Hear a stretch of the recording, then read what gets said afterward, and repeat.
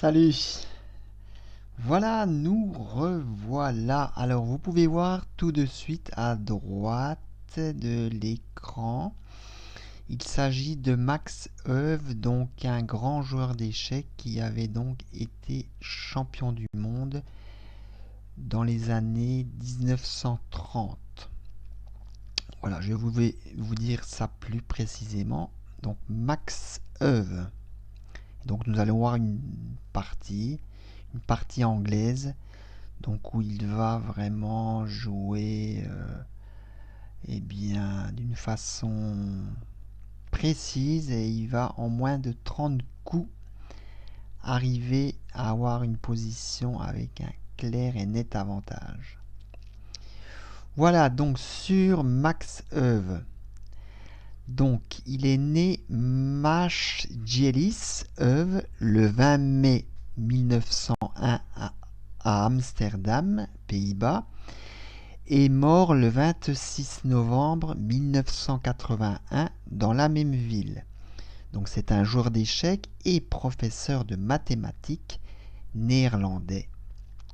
Il est le 5e champion du monde d'échecs, donc de 1935 à 1937. Sa date et lieu de naissance, donc 20 mai 1901 à Amsterdam, Pays-Bas. Sa date et lieu de décès, 26 novembre 1981, Amsterdam, Pays-Bas. Et donc, c'est un grand maître international. Il était grand maître international. Ça doit être en 1950, non, ou même avant. Enfin bref, il était grand maître donc international puisqu'il a été champion du monde. Donc tous les champions du monde ont été grands maîtres, bien sûr. Voilà, allez, passons tout de suite à la partie. Allez, c'est parti. Donc il a les blancs. Voilà, donc il a les blancs. Alors, à savoir que c'est une partie qui s'est donc jouée dans les années 1933 à Amsterdam.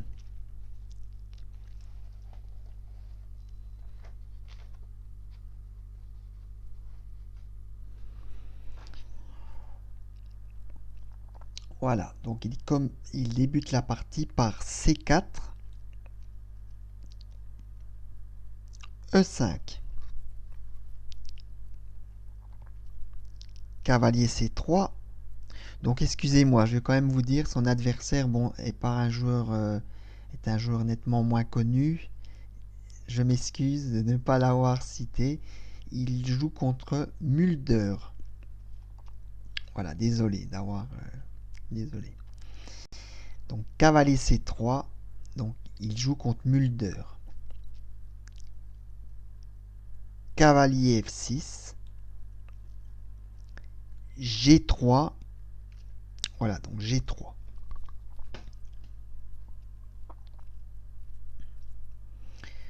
Voilà, donc là, ce que l'on peut dire, le coup de la partie va être D5. Alors que, voilà. Là, à savoir qu'on peut jouer C6 à ce stade-là de la partie pour les noirs, qui est la variante Keres. Voilà.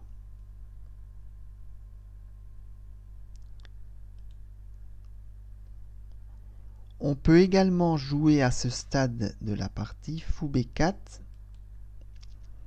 donc le système Smyslov.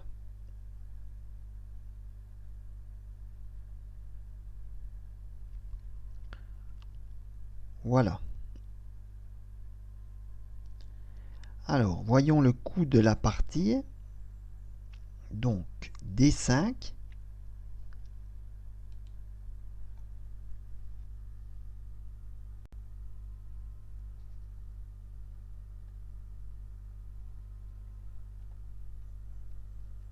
Voilà, donc Mulder décide de faire en quelque sorte, on peut dire,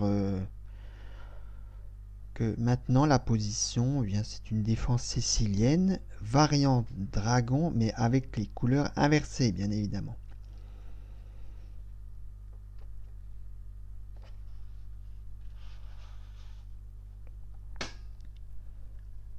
Voilà, donc vous pouvez voir, les blancs ont joué G3 avec l'idée de mettre le fou en fianchetto.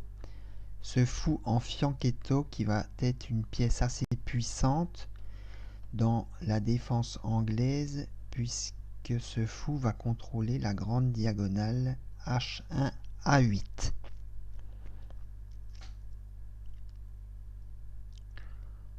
Voilà.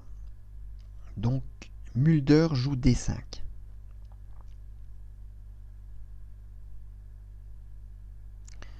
Ce que l'on peut dire à la place de D5,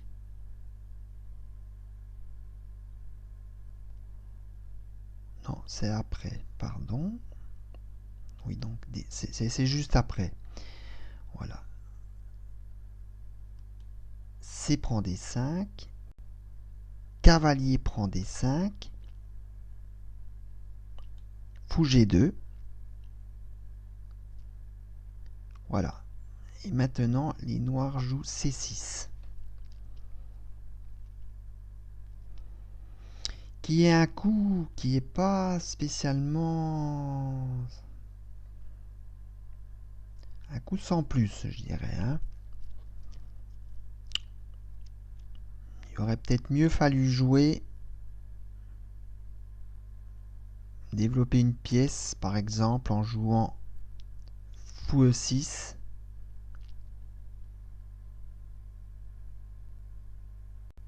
On développe une pièce et on protège le cavalier D5. Voilà. Ou simplement retirer le cavalier en B6.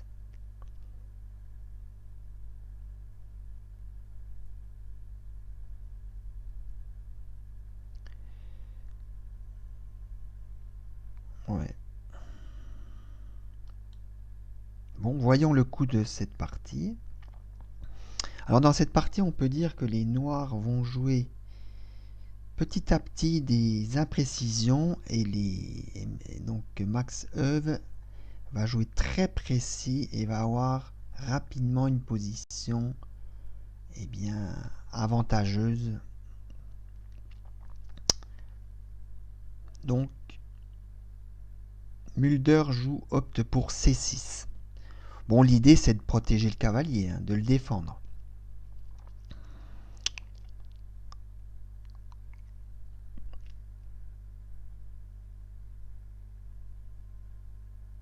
Alors à savoir que là aussi, on peut en parler, les noirs peuvent jouer, mais bon, c'est pas spécialement un coup, c'est un coup sans plus aussi. Il pourrait jouer cavalier prend C3.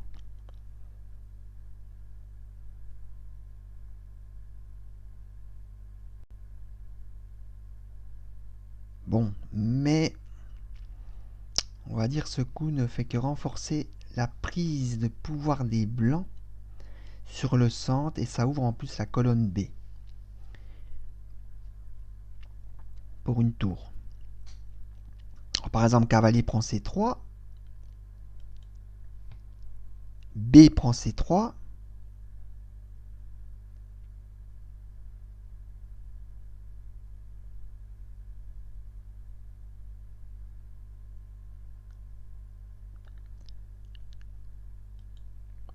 cavalier C6, cavalier F3, ne craignant pas E4, car sur E4, cavalier D4. Donc les blancs peuvent là se permettre de sacrifier un pion, car en cas de prise, et c'est ce que l'on va voir, les blancs vont avoir beaucoup de compensations, dont une paire de fous très puissante. Donc par exemple, cavalier prend D4, CD, dame prend D4.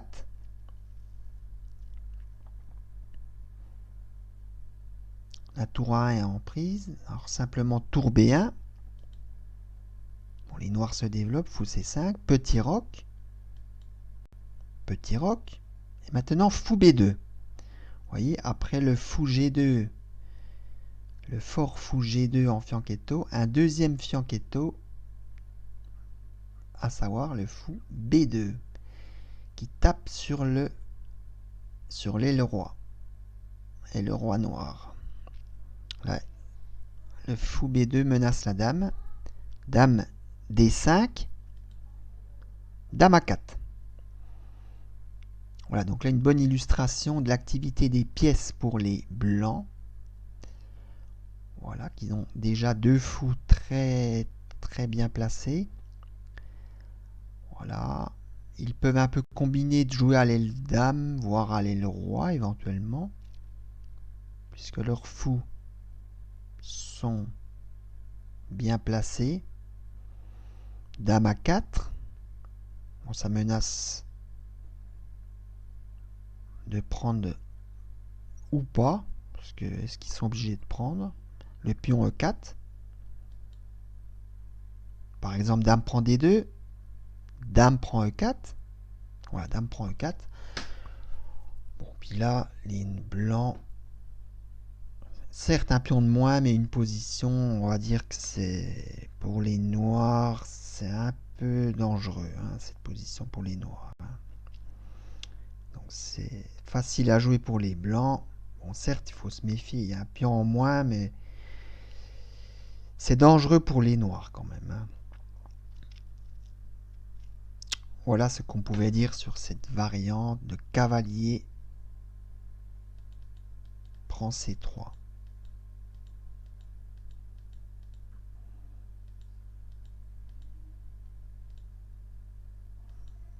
Voilà, cavalier prend C3.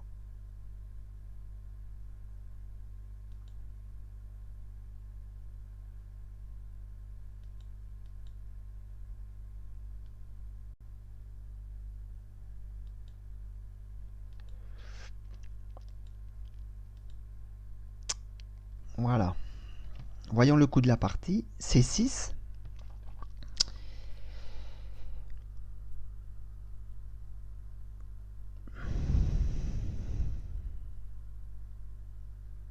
Les blancs se développent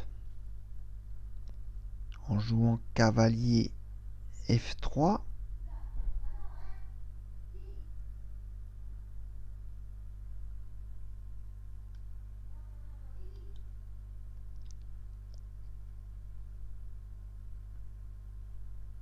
Quel cas les noirs vont jouer dame C7, c'est le coup de la partie. Bon, si par exemple les noirs jouaient le pion E5,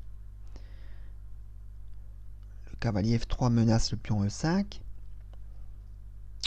dame C7 ça le protège. Si par exemple les noirs jouent F6, qui est un coup vraiment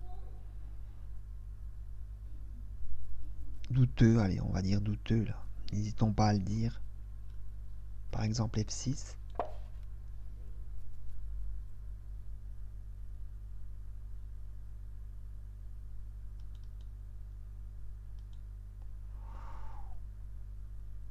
Voilà. Les blancs jouent simplement et tranquillement petit roc, suivi de D4. Voilà, avec une position plaisante. Puis bon, les noirs sont pas... Il y a le pion C6, le pion F6, c'est pas trop une structure très... Voilà, là c'est agréable à jouer pour les blancs. Ça laisse les blancs exploiter leur avance de développement. Voilà.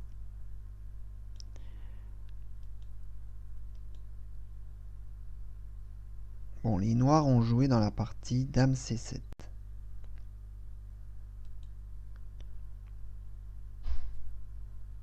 Bon, ça n'empêche pas les blancs de jouer D4. ED.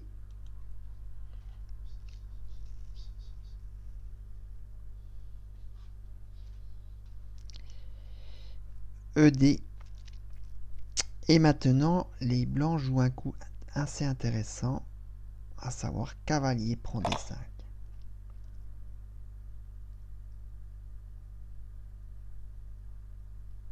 Les noirs jouent dame à 5 échecs.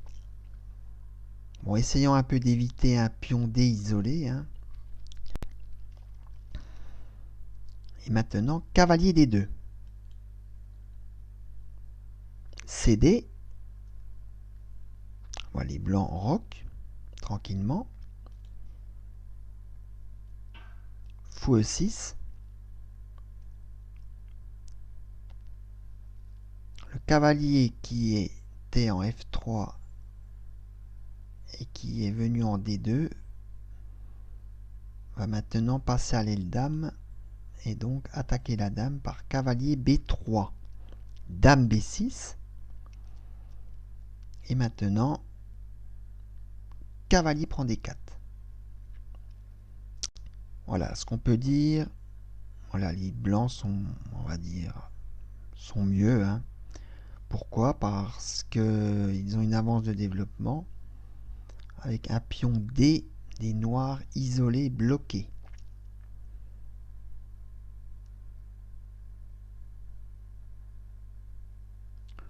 Les noirs se développent. Cavalier C6. Les noirs, ils ont intérêt à se développer, sinon ils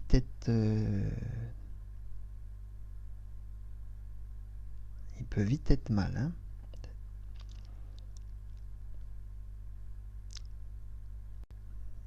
Les blancs prennent le cavalier en E6. F prend E6. Bon, alors c'est vrai que d'avoir pris le fou en E6, ça renforce un peu le pion D pour les noirs. Mais bon, ça donne quand même le champ libre aux blancs, notamment pour leur paire de fous.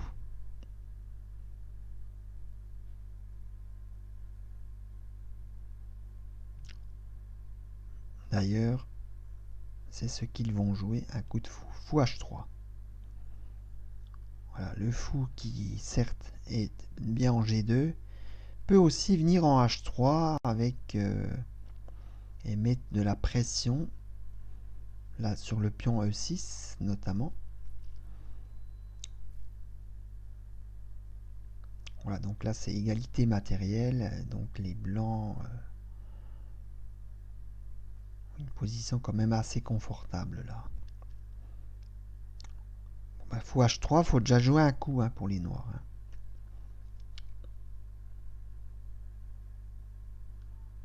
Donc cavalier D8, c'est le coup de la partie, ça protège quand même le pion. Et maintenant E4. Bon, un coup assez thématique pour ouvrir les lignes, car le roi noir est au centre. C'est un coup naturel et thématique.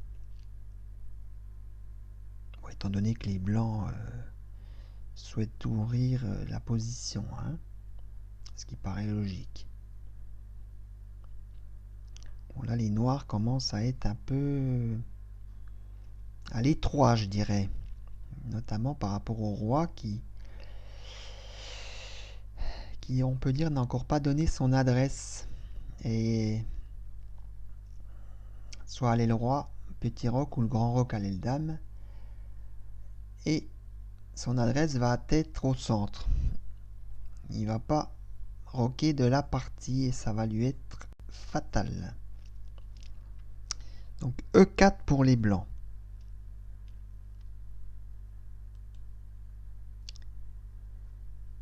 D4, dame à 4 échecs maintenant. Pour chatouiller un peu le roi noir et voir ce que les noirs vont jouer.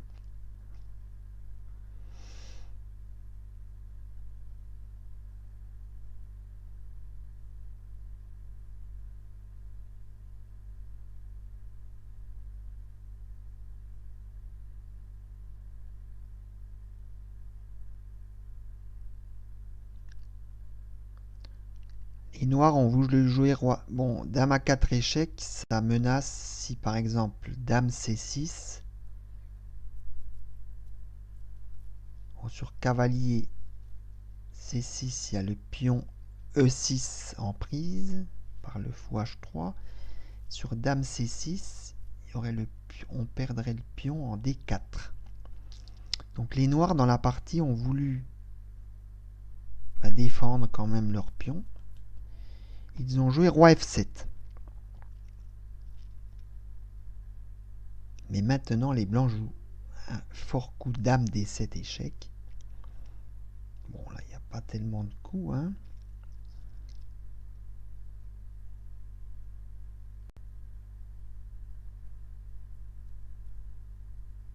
Les noirs ont joué fou E7. Et maintenant, fou E3. Un coup assez sympa.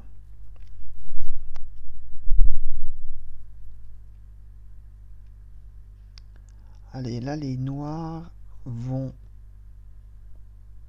Ça va être le coup de la partie. Proposer un échange de dames. Ils vont jouer dame D6. Mais voyons ce qu'il se passe sur... Déjà, D prend E3. On va voir D prend E3 et E5. Voyons déjà D prend E3.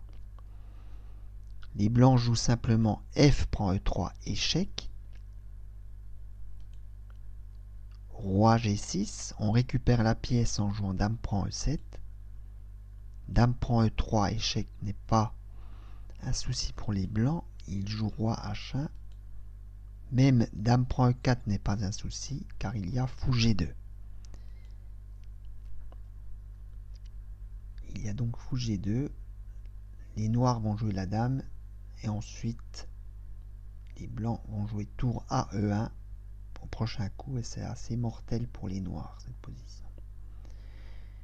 Vous voyez la différence, les deux tours FE sont hyper actives, les tours noirs sont encore pas développées. Le roi noir, ben, il est déjà dans une position très délicate, hein. Donc là, ça donne un net avantage pour les blancs dans cette position. Donc fou G2 suivi de tour A E1. Voilà, tour A E1. La dame bouge et tour A E1. Voilà. Voyons par exemple, ça c'était sur la variante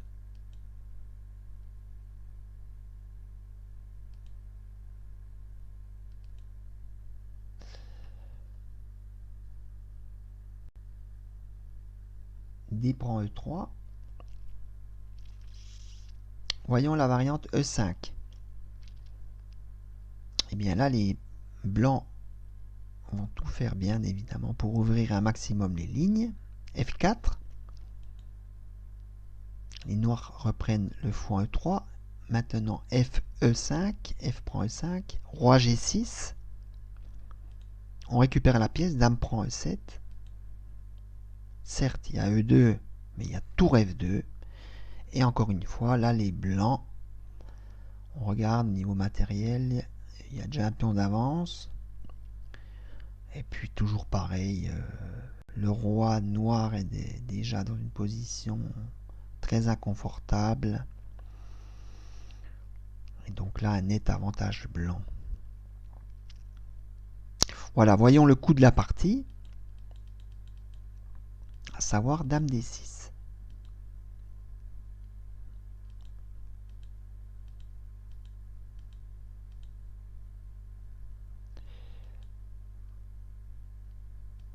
E4, D4, fou. Donc il avait un échec intermédiaire roi F7, dame D7, fou E7. Voilà, on a vu fou E3. On a vu donc D prend E3 et E5. Vous avez vu comment les blancs peuvent construire leur avantage sur ces deux coups. Voyons le coup de la partie. Dame D6. Bon bah les blancs jouent simplement Dame prend D6. Là c'est égalité matérielle. Fou prend D6. Donc, maintenant les blancs ont un pion d'avance. Voilà, un pion d'avance. En plus, une paire de fous. Voilà, et les pièces qui sont très bien coordonnées. Voilà, ce qui va en suivre par, je vous montre, donc là déjà là, les blancs sont vraiment une bonne position, un pion d'avance Un bon avantage blanc là. Hein. On va voir la fin de la partie. E5. Bon, des coups pour les blancs, il y a eu des coups assez thématiques, hein, rien d'exceptionnel, mais ça va suffire pour avoir donc un net avantage. Et on regarde tout de suite. Fou C3, cavalier E6, tour à D1, voilà, on se développe, tour à D8, F4, on ouvre les lignes, fou C5 échec, roi G2, E prend F4, maintenant on simplifie un petit peu, fou prend E6 échec, roi prend E6, G prend F4, vous voyez la force des pions FE,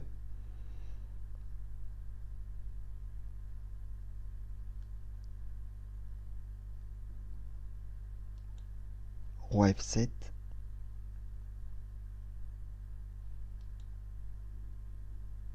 F5, fou B6 et maintenant E5. Voilà, et là les noirs ont abandonné. Bon là les pions blancs sont vraiment trop forts. Hein. Voyons une variante par exemple. Par exemple si les noirs essayent de se développer, tour H8. Les blancs jouent simplement E6 échec.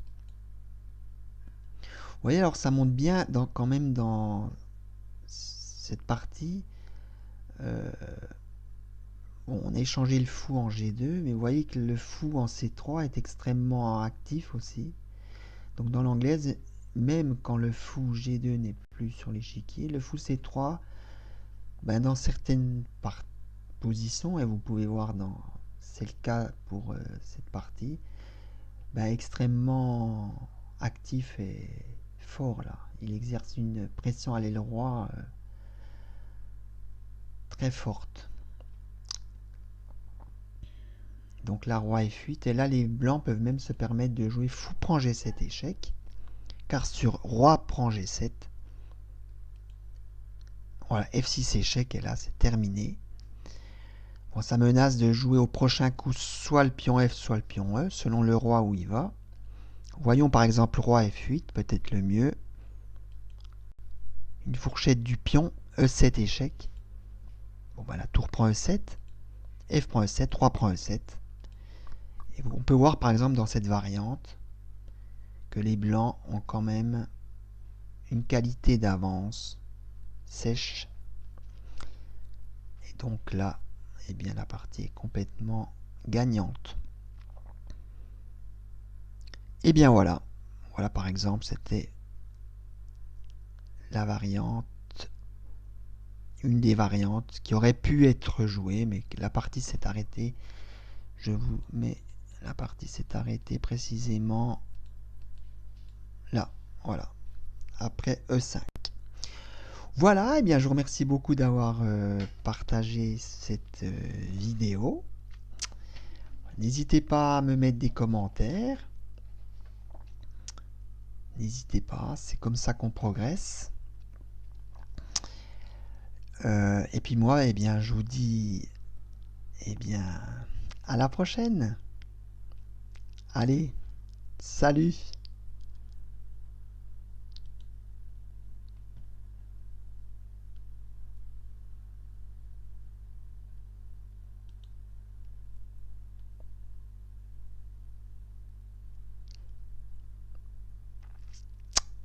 Merci Max.